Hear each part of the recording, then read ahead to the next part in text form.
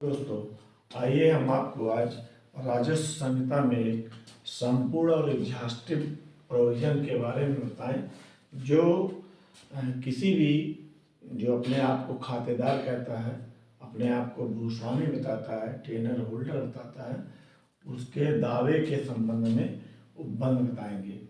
ये धारा 144 जो पूर्व एक्ट जो जमींदारी विनाश और भूमि व्यवस्था अधिनियम 1950 था, उसकी धारा 229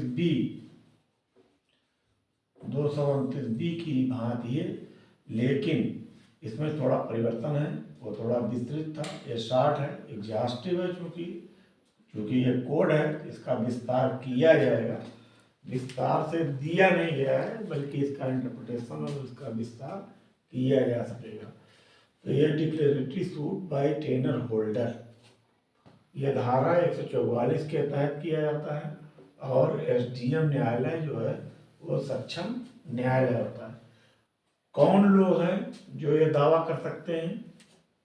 इसमें कोई भी भूमिधर और आसामी, ये दो लोग दावा कर सकते हैं, भूमिधर और आसामी। और आप जान रहे हैं भूमिधर जो होता है वो दो तरह का, एक होता है संक्रमणीय भूमिधर, यहाँ पे स्पेसिफाइड नहीं किया गया बल्कि भूमिधर शब्द दे दिया गया। तो आपको अर्थ निकालना है संक्रमणीय और असंक्रमणीय।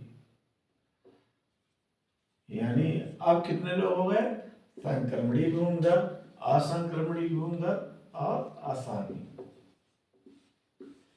ये तीन लोग इसके तहत दावा कर सकते हैं। किस चीज का दावा कर सकते हैं? अपने हक के लिए कि हमारा अमुक खेत में, अमुक भूमि में, जोत की जमीन में, जोत होल्डिंग में, लैंड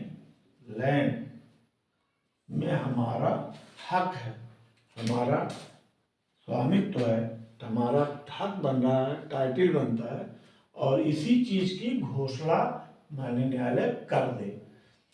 अब ये पूरे जोत के लिए भी हो सकता है या किसी जोत में उसके अंश के लिए भी हो सकता है। जितने का वो अपने आप को हकदार बता रहा है उतने का वो दावा कर सकता है। अब दावे में चूंकि ग्राम पंचायत और राज्य सरकार भी फरीक हैं और वो व्यक्ति फरीक होगा जो पहले से अधिकार अभिलेख या खतौनी में जिसका नाम दर्ज होगा। यानी दावा वो करेगा जिसका अधिकार अभिलेख में नाम ना हो, और प्रतिवादी उसे बनाएगा जो जिस ग्राम पंचायत में वो जमीन हो, राज्य सरकार को बनाएगा, और भूमिधर जिसका नाम उस खतौनी में है उसको भी प्रतिवादी बनाएगा। तो ग्राम पंचायत में अगर एक से ज़्यादा भूखंड हैं, एक से ज़्यादा खाते हैं, तो उन सभी खातों को एक ही मुकदमे में लाया जा सकता है।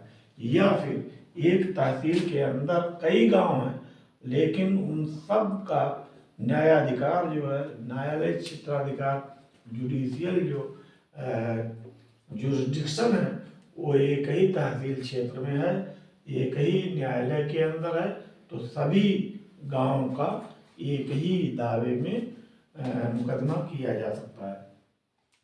तो ये हो गया आपका। और यदि ऐसी आशंका हो या अप्रीहेंशन हो कि उस भूमि में जिसका वो दावा कर रहा है कि हम उसके स्वामी हैं, उसमें हम हक रखते हैं, टाइटल रखते हैं, अगर उसको अंदेशा है, आशंका है, उसकी अप्रीहेंशन ये है कि इसमें निर्माण किया जा सकता है, उसकी नवैयत बदली जा सकती है, उसको मुंतकिल या ट्रांसफ़र किया जा सकता है, तो उसके लिए वो स्थगन या आदेश, इंजंक्शन संबंधित कोर्ट से प्राप्त कर सकता है, और जिसके लिए एक अलग से आवेदन देना होता है।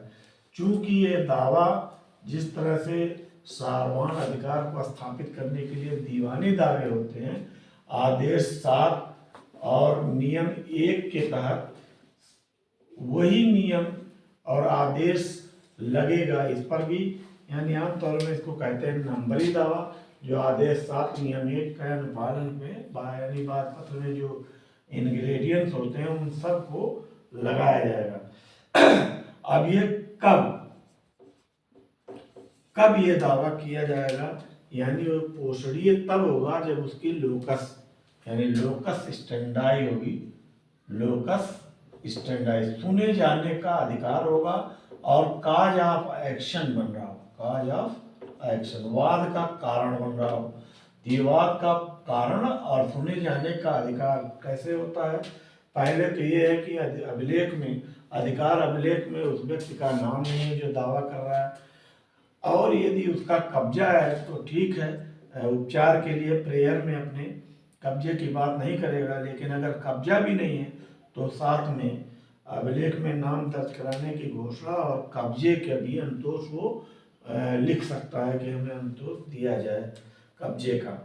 और ये दावा तब होगा यदि कोई अंतरण विलेख है और शून्य घोषित नल एंड वाइड घोषित कर दिया गया है, नल एंड वाइड घोषित कर दिया गया है, तो इसके बाद दीवानी न्यायालय से कैंसिलेशन की आवश्यकता नहीं है। 144 में अपने हक की संबंधित व्यक्ति पीड़ित व्यक्ति घोषणा करा सकता है। ये भी है कि खारिज दाखिल है और वो खारिज हो गई है, निरस्त हो गई है, नामांतरण आदेश पारित नहीं किया गया है, तो उसमें धारा 35 में अपील की आवश्यकता नहीं है, बल्कि 144 में जा सकता है। विकल्प है, दोनों विकल्प हैं, चाहे वो 35 में जाए और चाहे 144 में दावा करे।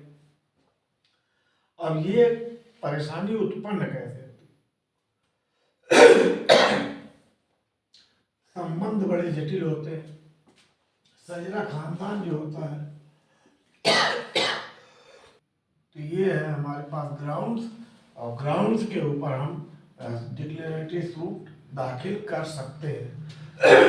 और ये स्थितियां उत्पन्न होती हैं जैसे एंट्री अधिकार अभिलेख में एंट्री छूट